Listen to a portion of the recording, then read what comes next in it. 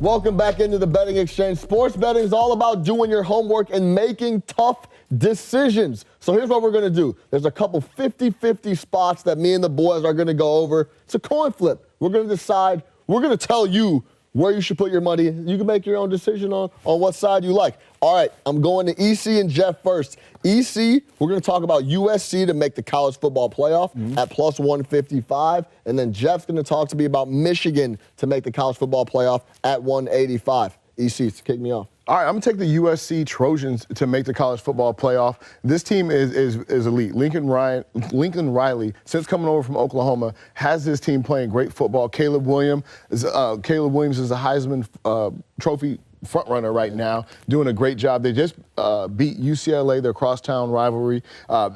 Caleb Williams just threw for 470 yards in that game. He's a guy who's thrown for 33 touchdowns, 3 interceptions. They're playing great ball. They have Notre Dame left, ranked 13th. After they beat Notre Dame, you can't deny them the football playoff. I believe they get in. All right, for Michigan, you are what your record says you are, and they're one of the 4 undefeated teams right now, and 2 of the teams currently have 1 loss. And we're going to the game, right? Whether you cross out the M or not, I ain't crossing out the M. I'm rolling with Michigan.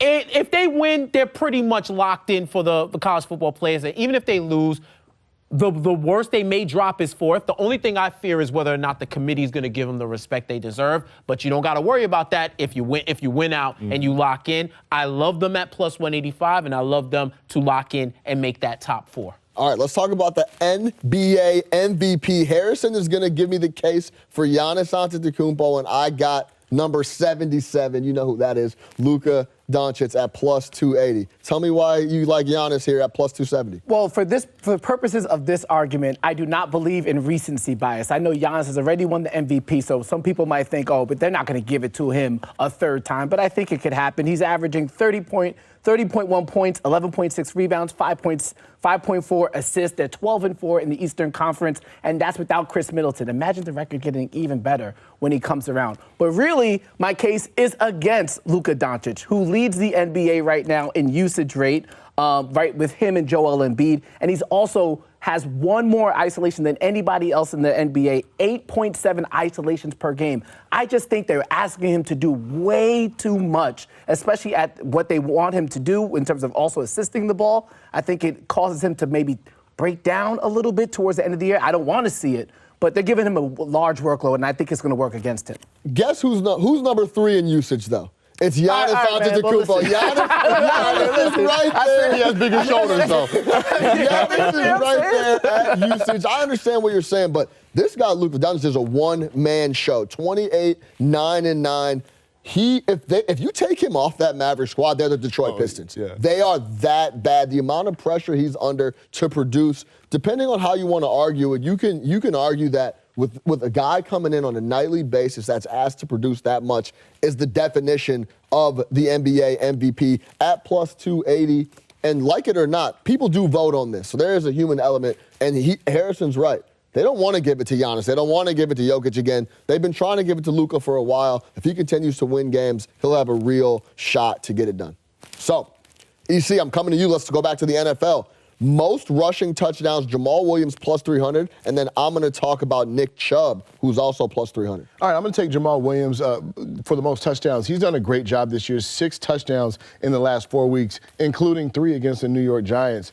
This offense for the Lions is prolific. They're a top 10 scoring, top 10 rushing offense, and it's tough as a defender when the team can beat you through the air to defend the run game as well, because you have to dedicate those extra defenders to defend the pass. So Jamaal Williams is going to have a great opportunity to continue to have success running the football. This is a true coin flip. This is extremely tough. He's been getting busy, Jamaal Williams, the last few weeks. That Lions offense is very balanced. I like what they're doing. The reason I like Chubb in this spot is because it's not as balanced. Right now, Cleveland's averaging almost 33 rushes a game. Jacoby Brissett either targets Amari Cooper or turns around and hands the ball to Nick Chubb. That's why I like this spot for Nick Chubb at plus 300. Overall, I trust the running scheme, and it's been more balanced. He's been doing this all year. This is an explosion for Jamaal over the last 4 weeks. This might taper off a little bit. That's why I like Nick Chubb. All right, let's close it on the ice. Jeff, I'm talking to you about, or you're telling me about Igor Shesterkin for the Vezina Trophy at plus 500. Harrison gets Jake Oettinger.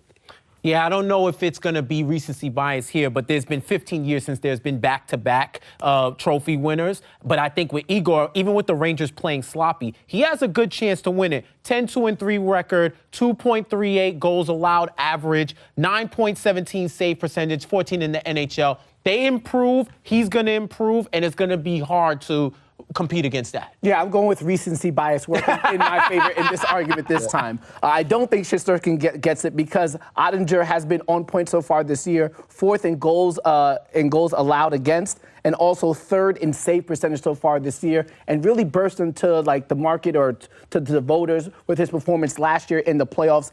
95 save percentage, 1.81 goals against average in their playoff run last year. I think he gets it done. Again, working against recency bias this time around. It makes sense. There's always value in the futures market. You just got to find it, do your homework, and then pick what you think will come in, and you'll be able to get some plus money on it.